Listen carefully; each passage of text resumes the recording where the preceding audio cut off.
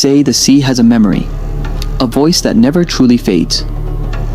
If you listen closely in the crash of the waves or the hush before dawn, you might just hear it whispering secrets from centuries past.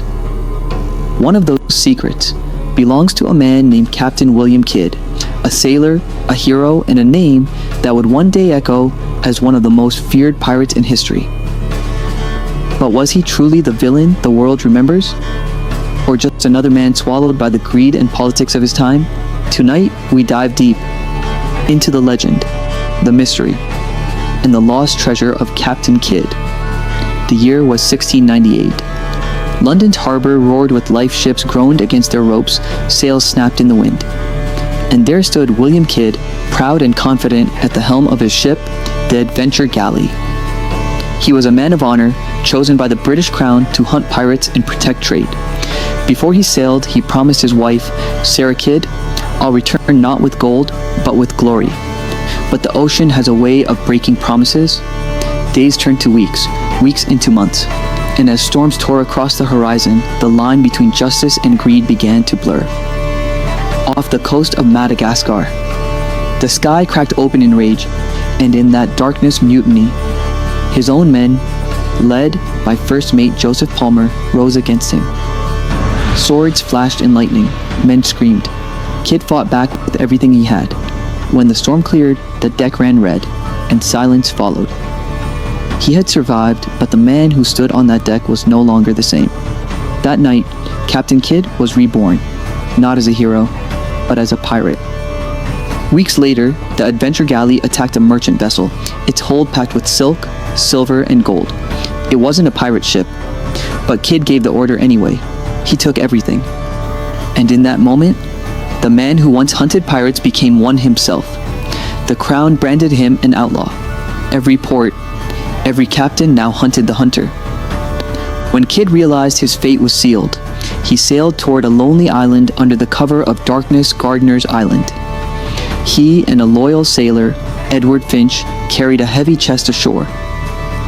They dug deep beneath an old oak and buried gold coins, jewels, and a sealed letter wrapped in red cloth. Over the grave, Kidd placed a stone, carved with the image of a serpent.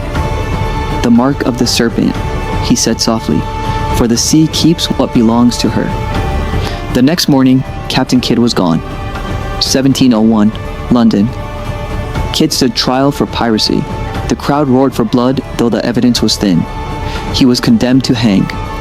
As the rope tightened around his neck, Kidd's final words rang out.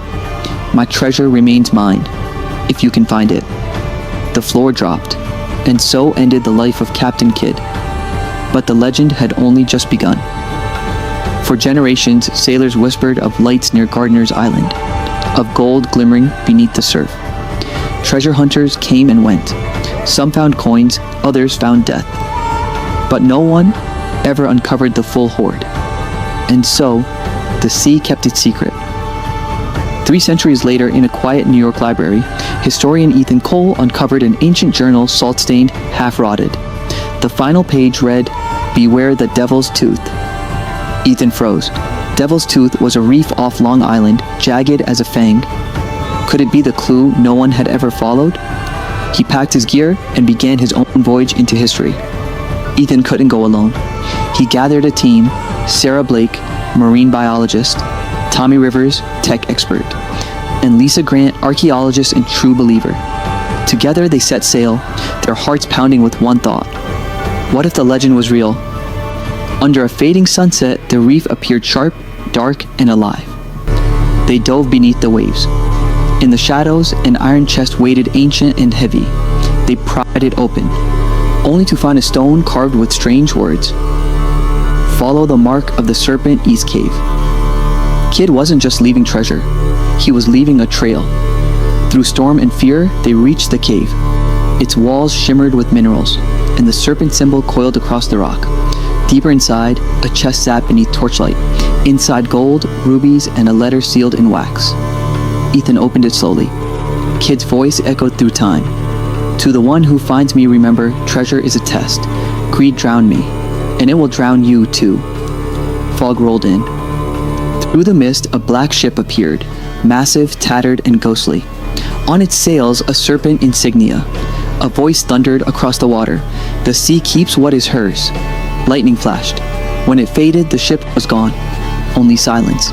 And a single serpent stone, floating on the tide. Months later, Ethan awoke in a hospital bed. Lisa survived. The others lost to the sea. In his palm lay that same serpent stone.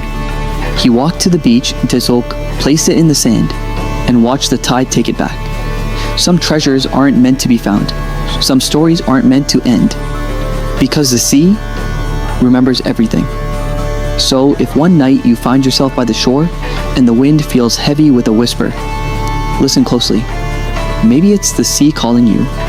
Maybe it's Captain Kidd himself. And if you enjoyed this journey through mystery and time, don't just sail away. Subscribe to the channel, hit that like button, and ring the bell, because the next tide might just bring another forgotten legend.